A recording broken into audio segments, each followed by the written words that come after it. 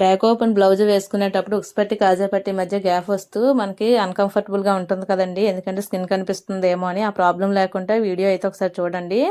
మనం స్టిచ్ చేసుకునేటప్పుడు ఫస్ట్ ఉక్స్ పట్టి అయితే స్టిచ్ చేస్తాం కదా. ఉక్స్ పట్టి స్టిచ్ చేసేటప్పుడు 2 ఇంచెస్ క్లాత్ అయితే తీసుకొని వీడియోలో చూపించిన విధంగా ఉక్స్ పట్టి అయితే వేసుకోవాలండి. ఉక్స్ పట్టి వేసేటప్పుడు రైట్ సైడ్ నుండి లైనింగ్ పీస్ అనేది అటాచ్ చేసుకొని లోపల వైపు అయితే మడుచుకుంటే అది ఉక్స్ పట్టి అవుతుంది కదా. అలాగే కాజా పట్టి వేసేటప్పుడు 4 ఇంచెస్ క్లాత్ అయితే తీసుకొని వీడియోలో చూపించిన విధంగా రాంగ్ సైడ్ వైపు అయితే వేసుకోవాలి. ఇది ఎగ్జాక్ట్గా 4 ఇంచెస్ అయితే ఉండాలండి కాజా పట్టి బ్యాక్ సైడ్ వేసుకునేటప్పుడు. అలా అయితే మనకి స్కిన్ అనేది కనిపించుకుంటూ ఉంటుంది.